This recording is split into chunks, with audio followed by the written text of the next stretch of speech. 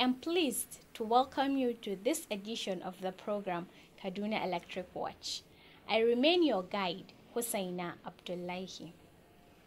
Research has shown that it takes not less than 5 years to construct and commission a power generation plant. An average transmission power line and substation takes at least a year to construct, while an injection substation and distribution network requires between 1 and 6 months to put together. That is the electricity value chain, from generation to transmission and finally to the distribution layer. It is the continuous and concerted efforts of these important and interdependent members of the power family that gets electricity to our homes, offices, factories, and business premises. As such, if there is an interruption of power supply to your premises, don't rush to blame your service provider. The problem may not be from them and could be beyond their control. It is equally important to note that every kobo or naira you pay as electricity bill goes back to the entire value chain. It is from the electricity bill paid by the customers that the generation companies, the transmission company, and the distribution companies finance their operations and pay for services rendered to them by other third parties. In today's edition of the program, we shall look at an important aspect of the operation of Kaduna Electric, the commercial aspect of the business, the efforts being made by the company to ensure that our customers get value for their money, the effect of some unwholesome conduct such as meter tampering, illegal connection, etc. to service delivery, the need for symbiotic relationship between the company, its customers, and indeed all the critical stakeholders, customers' grievance addressing mechanism, and other sundry issues. Our guest today is Engineer Lawal, the Chief Compliance Officer, Kaduna Electric. Similarly, we have a special report by Kaduna Electric Watch correspondent Hadiza Idris. This and many more make up our menu for this week. But before then, my colleague Hadiza Idris is here with the electricity news.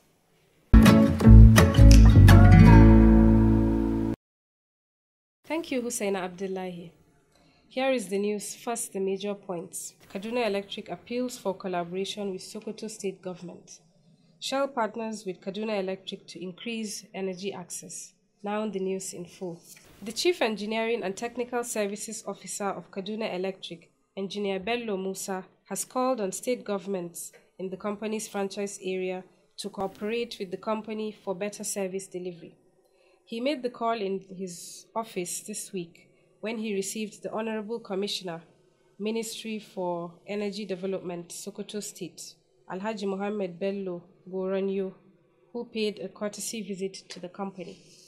Engineer Bello stated that the dividend of privatization could be better achieved if the company, the state government in its franchise area, customers and other stakeholders discharge their obligations more diligently. He therefore appealed to the Commissioner to use his good office in mobilizing electricity users in Sokoto State to be settling their bills promptly, as this is the only way the company will generate the needed resources for network rehabilitation and expansion. He pledged the company's readiness to make the necessary investments that will guarantee stable and qualitative power supply to the customers. In his response, the Sokoto State Commissioner for Energy Development, Alhaji Mohammed Bello Goranyo, commended Kaduna Electric for its effort in ensuring steady power supply in the state and pledged to work with Kaduna Electric team for improved service delivery. High point of the meeting is the resolution to hold a high-level discussion by Kaduna Electric team and Sokoto State team in the near future, where issues of common concern and interest shall be exhaustively discussed by the two parties. In an effort to increase access to electricity within its franchise area, the management of Kaduna Electric and Shell Foundation have commenced bilateral talks aimed at forging strategic partnership. A three-man team from Shell Foundation, were at the corporate headquarters of Kaduna Electric recently, where a high-level discussion between the two organizations was held. The leader of the Shell Foundation, Mr. Pradeep Pusnani, disclosed that the foundation is interested in partnering with Kaduna Electric to increase energy access to the public in the franchise area of Kaduna Electric. Dutch Shell Foundation has over 15 years' experience in energy access. It has developed many innovative business modules and technical solutions to provide reliable, affordable, and sustainable power to businesses and households across Africa and India. And given the challenges as well as opportunities to energy access in Nigeria, we want to work together with the existing players like the DISCOs to bring out more innovative and business modules and technology to reach its customers, he affirmed. The Chief Technical Services of Kaduna Electric, Engineer Bello Musa, welcomed the initiative of the Shell Foundation and expressed the willingness of the company to work with global players like Shell Foundation to improve the quantity and quality of the power supply in our franchise area. It is expected that the discussion will lead to signing of a memorandum of understanding by the two organizations, paving the way for exchange of information, ideas, and development of technology. That is from the news segment. Back to you, Husseina.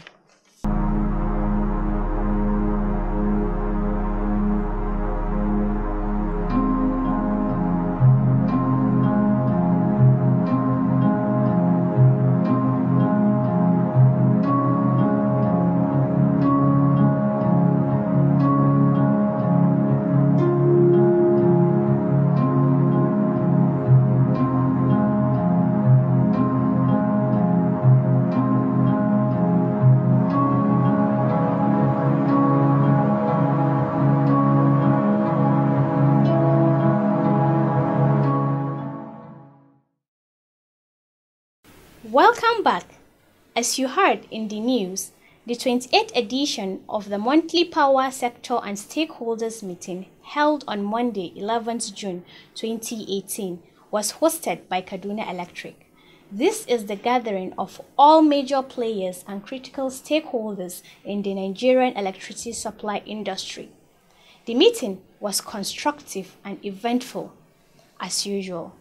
Correspondent Hadiza Idris covered the meeting, and here is her report. The 28th Monthly Power Sector and Stakeholders Meeting was held on Monday, 11th of June 2018. The operator of Kaduna Electricity Distribution PLC hosted the important monthly meeting of the key players in the nation's power sector. As usual, chief executive officers of all generation, transmission, and distribution companies, as well as regulatory agencies and critical stakeholders in the sector, were in attendance. The meeting focused on service delivery. The participants were unanimously unequivocal in emphasizing the need for greater attention to be given to efficiency in service delivery, customer satisfaction, and effective management with the customers and other stakeholders. The distribution companies, in particular, were urged to step up communication and public enlightenment on their operations as well as their challenges. In his welcome address, the Managing Director, CEO of Kaduna Electric, Engineer Garba Haruna, assured that the company has made huge investment in infrastructural development and plans are on the way to make further investments, all in an effort to improve the quality of supply to its customers. He assured that the board of Kaduna Electric will leave no stone unturned in its efforts to turn around the fortune of the company. Hosted this meeting today, and the key points on discussion is not all about estimated billing. We are looking at the whole industry issues that how we can increase power supply, how we can improve in terms of transmission, how we can complete the outstanding projects, and how we can also improve in terms of distribution. We also look at the challenges we have in terms of revenue. How do we collect? How do we remit? What are the challenges hindering us from collecting that money? What are the issues of meter bypass? Difficult customers, issue of security. These are the issues that we've discussed generally in the sector. And the purpose of this, all the stakeholders are around.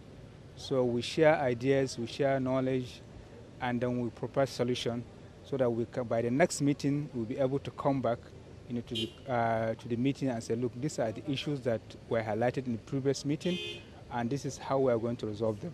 And if there are any, for example, ongoing projects, we'll give update on that ongoing project, how that project is going to impact in the overall power supply master plan. Okay, with the commissioner in Kaduna here for the last, I think 3, 4, 5 months, we have been having issues with the supply because of the projects. We have mentioned it to our customers that, there's a TCM project going on, and we will have some disruption of power because, they are working on the 132 line. So, and that 132 line is feeding other 33 kV lines which supply most of our customers. So now that this project is being completed, we'll see improve in power supply, because the reason why some of this supply is being disrupted is because of this project. Now it's being completed, and I assure our customers that they will see improved in terms of supply. But most importantly, now that you have more hours of supply, that means your bill will go up, because it's a function of the amount of power you've taken.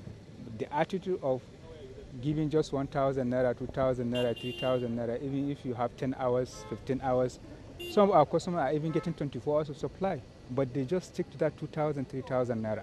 You cannot imagine somebody living in GRA with all the air-conditioned heaters, and at the end of the month you give 3,000 naira because it's estimated bill. He doesn't care whether it is 30,000 or 40,000 naira, you just give out 3,000 naira. So, and those customers also that are having meters, they will see their consumption is high because there's an increase in terms of hour of supply. So if you have more supply, there's a tendency your meter will be running. So you don't expect that if you invent 10,000 naira and now you have about 15 hours or 20 hours of supply, it will still be 10,000 naira or 15,000 naira. It will go up.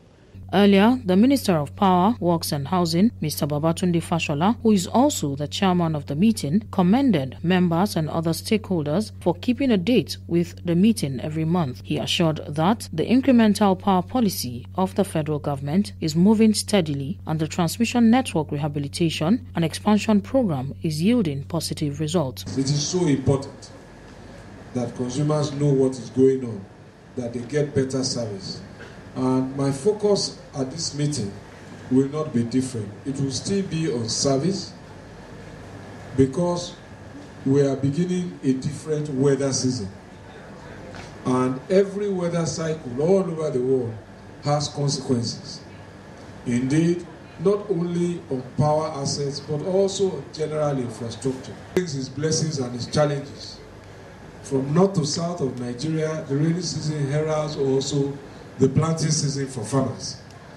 Is also a very, very good period of bounty for those who like fish. But it's also a season of challenge for those who manage the power sector. But as far as power is concerned, rainy season will also bring rainfall. As we all know, it will bring thunderstorms, it will bring lightning, it will bring windstorms, it will result in trees falling. It will result in trees also growing extra branches and covering our lines and disrupting service. So all of this, one way or the other, will affect the quality of service that we can render, whether as GenCos, whether as transmission company, whether as DISCO. So the time to improve maintenance, to improve repairs, and to improve service delivery is at an all-time high. In terms of meteorological and weather predictions as to accuracy. So all of you can access the NIMET website or contact them for information, so that we can anticipate, so that we can plan, and so that we can respond.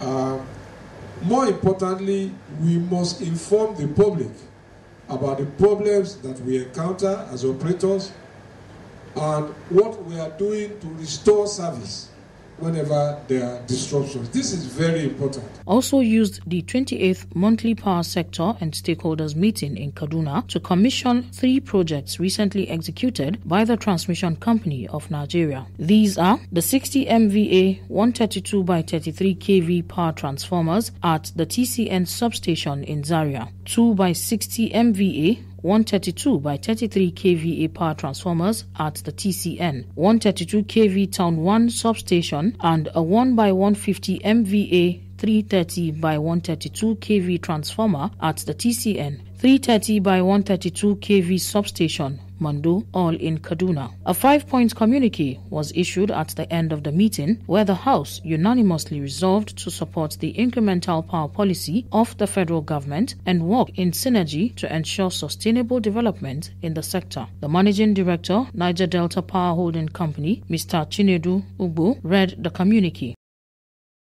As earlier stated, the main dish in the menu this week is an interview with Engineer Lawal Lawal. My colleague Jamila Bala sat down with him where he explained the rights and obligations of the company to its customers and vice versa.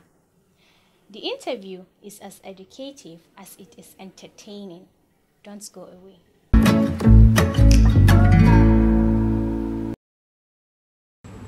Sir, it's my pleasure to have you on the program Kaduna Electric Watch. My pleasure to be here too. Thank you. By the way of starting the ball rolling, let's start with the common complaints by customers, that is metering. Why is it difficult for distribution companies to meter all their customers? Thank you very much for having me on the program. Certainly metering is the key issue that we have in the industry. Metering is not just an instrument for measuring electricity, it's also an instrument that ensures your service provider gets adequate data for you, for him to plan to provide you with service. From metering, your service provider knows the quantum of energy that you need and the growth in trajectory of your consumption, and therefore it becomes an instrument which helps him to plan for expansion and to provide you better services. However, metering has been a pain for everybody in the industry because basically metering is very, very expensive. The provision for metering in what is called MITO, which is the methodology that sets out how tariffs are recovered in the industry, makes it very difficult for us to meter everybody in a year, or within the shortest possible time. For Kaduna Electric in particular, we have set about as one of the first things to do when we took over this company to ensure that we go and meter all our customers based on our performance agreement and our commitment to loss reduction. However, the MITO, which is the tariff methodology, has a limit to how much you can spend on capital expenditure. Now, this also limits, of all the capital expenditure, it also delineates what you can do with the metering, network expansion, ICT, and the rest. And therefore, it has limited our ability to meter everybody. You may wish to know that the tariffs are also not cost reflective.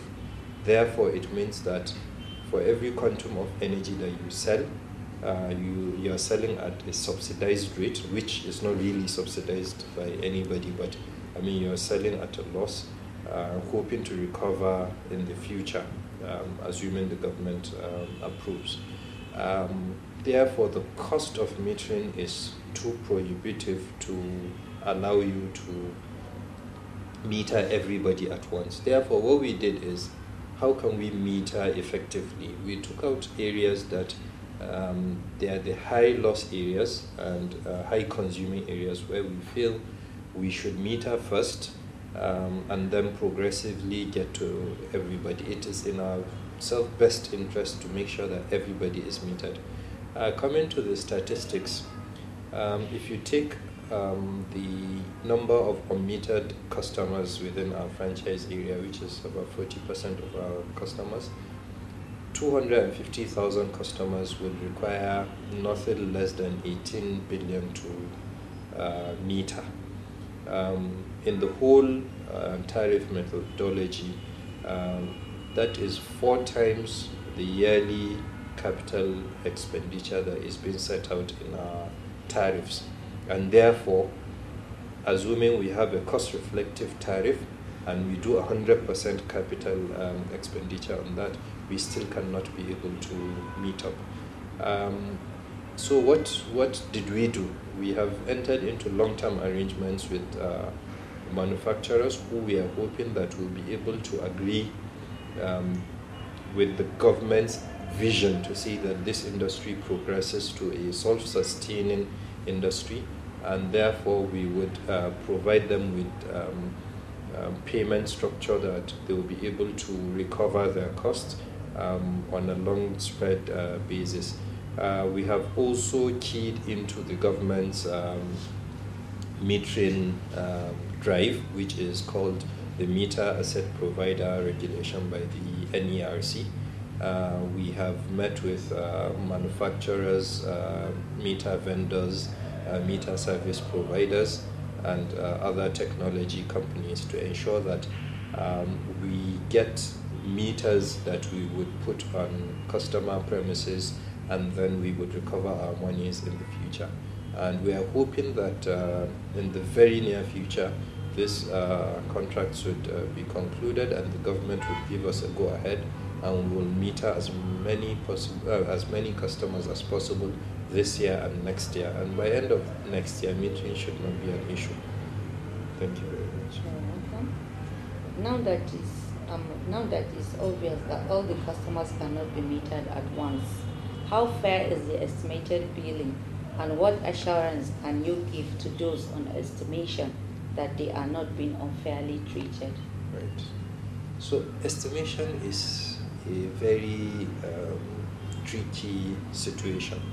For us, our biggest dream is in estimation because on record, more than 68% of our consumers are underestimated, which means the estimation bills that are being given are skewed to underread their actual consumption. It is deliberate sometimes, but most often it is because of the peculiar nature of the estimation.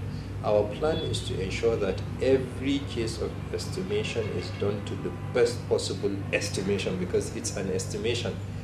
An estimation can not be 100% perfect. We expect that in trying to estimate our customers, we give them the best possible estimation closest to their actual consumption. And wherever there is any slight error or complaint, we expect that the due process that is there in the estimation methodology regulation, they follow through and let us know of their complaints. And we do go to visit customers' premises to establish when they complain if it is unfair. Sometimes we realize that we are underestimating the customer, and then he falls back to seek for maintaining the previous estimation that he felt was an overbilling. So our estimation methodology is actually a scientifically derived process approved duly by the regulator to ensure that there's fairness for the consumer and there's fairness for us as the service provider. We aim to ensure that every customer is given the right bill, he pays the right bill. If he has any complaint, we have all the channels of complaints that he can come forward and make complaints, and then we take due cognizance of his complaints. So we very much look forward to the time where we phase out estimation, because that would prop up our revenues, that would ensure that we have accurate data for the customers from their meters. That would also ensure that customers are also keying into our daily operations, whereby they buy our units and then we have a symbiotic relationship.